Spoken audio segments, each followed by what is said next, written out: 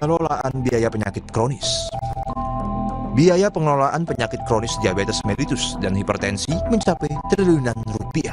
Pencegahan dan kontrol penyakit perlu ditingkatkan. BPJS Kesehatan sedang mempromosikan program pengelolaan penyakit kronis atau Prolanis bagi peserta jaminan kesehatan nasional yang menderita diabetes mellitus tipe 2 dan hipertensi.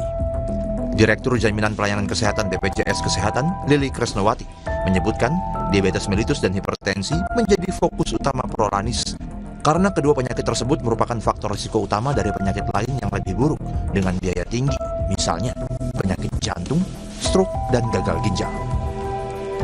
Total biaya pelayanan kesehatan yang dibayarkan BPJS Kesehatan untuk penyakit diabetes mellitus dan hipertensi telah mencapai lebih dari 30,5 triliun rupiah.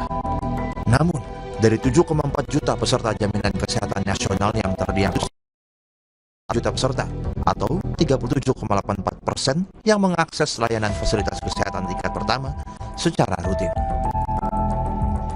Penderita hipertensi lebih sedikit lagi yang mengakses. Dari 20,5 juta peserta yang terdiagnosis hipertensi, hanya 5,6 juta peserta yang aktif berkunjung. Artinya, masih banyak peserta yang belum mengakses untuk mengontrol penyakitnya. Biaya yang akan dibayarkan BPJS Kesehatan juga akan semakin besar. Kedua penyakit kronis ini menjadi perhatian karena prevalensinya yang cukup besar di Indonesia. Dari hasil survei kesehatan Indonesia pada tahun 2023, penduduk yang menderita diabetes mellitus diperkirakan lebih dari 20 juta orang atau prevalensi sebesar 11,7%. Penderita hipertensi diestimasikan lebih dari 60 juta penduduk dengan prevalensi 30,8%. Pada tahap awal, kedua penyakit ini tidak menampakkan gejala serius, sehingga masyarakat cenderung menyepelekan. Masyarakat umumnya baru mendatangi fasilitas kesehatan tingkat pertama atau rumah sakit setelah gejalanya berat, seperti serangan jantung, stroke, gagal ginjal, sehingga biayanya membengkak. Padahal, jika sedari dini sudah bisa terdeteksi, dampak buruk penyakit sudah bisa dikontrol, sehingga biaya yang dikeluarkan tidak memberatkan pasien ataupun BPJS Kesehatan. Pentingnya pengendalian penyakit diabetes mellitus dan hipertensi bukan semata-mata urusan medis, melainkan berkaitan dengan produktivitas nasional. Kedua penyakit ini berhubungan langsung dengan usia harapan hidup dan produktivitas tenaga kerja. Di luar negeri, Jepang dan Korea Selatan adalah contoh negara dengan produktivitas tinggi karena berhasil mengendalikan penyakit diabetes mellitus dan hipertensi. Karena cukupnya kementerian, misalnya cek kesehatan gratis pada hari ulang tahun. Namun secara umum, masyarakat diharapkan dengan kesadaran sendiri secara rutin memeriksakan kesehatan, karena kesehatan adalah harta tak ternilai.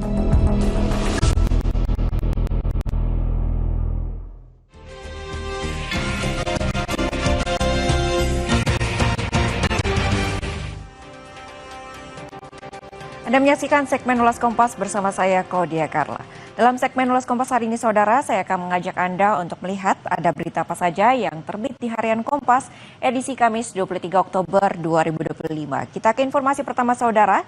Di sini ada berita foto Presiden Prabowo Subianto menyambut kedatangan dari Presiden Afrika Selatan di Istana Merdeka, Jakarta pada hari kemarin dengan judul Ananda dan Awetu yang hangat. Dan saudara Presiden Prabowo Subianto dan Presiden Afrika Selatan, Matamela Cyril Ramaphosa, menginspeksi pasukan saat kunjungan kenegaraan di Istana Merdeka, Jakarta pada Rabu kemarin. Teriakan Amandla seru Presiden Prabowo Subianto saat mengakhiri sesi pernyataan bersama di ruang kredensial Istana Merdeka, Jakarta Rabu kemarin. Seruan ini langsung disambut dengan lantang oleh Presiden Afrika Selatan, yaitu Matamela Cyril Ramaphosa, dengan seruan Awetu. Seruan yang bermakna kekuasaan untuk rakyat itu sangat populer di masa unjuk rasa anti-apartheid di Afrika Selatan. Seruan itu sekaligus merujuk pada melawan penindasan. Lalu dari informasi pertama terkait dengan berita foto ini, kita ke informasi lainnya, saudara. Di bagian sebelah kanan ada informasi terkait dengan Hari Santri Nasional yang diperingati pada hari kemarin dengan judul Momentum Kebangkitan Santri. Peringatan 1 dekade Hari Santri Nasional diharapkan menjadi momentum kebangkitan bagi kaum santri di seluruh Indonesia. Resolusi jihad harus dimaknai sebagai semangat untuk merobos belenggu keterbatasan. Santri juga didorong tampil sebagai lokomotif kemajuan bangsa dan mercusuar peradaban dunia. Dari informasi mengenai Hari Santri Nasional, kita beralih ke informasi terkait lingkungan hidup. Di sebelah sini ada berita dengan judul Program Sampah untuk Energi Butuh Mitigasi Risiko. Program Sampah untuk Energi atau Waste to Energy melalui pembangkit listrik tenaga sampah, salah satu solusi mengatasi krisis sampah dan penyediaan energi bersih. Pemangku kepentingan perlu memastikan kesesuaian teknologi dan mitigasi risiko dalam program sampah untuk energi. Keterbatasan fiskal daerah menjadi tantangan. Mantap, saudara. Betul, siasat Arsenal hancurkan Atletico dalam 13 menit. Hanya dalam 13 menit Arsenal meraih kemenangan 4-0 atas Atletico Madrid. Momentum dan perubahan strategi jadi kunci pesta gol tim asuhan Mikel Arteta. Selengkapnya saudara dapat Anda baca di harian Kompas edisi hari ini maupun secara daring di kompas.id.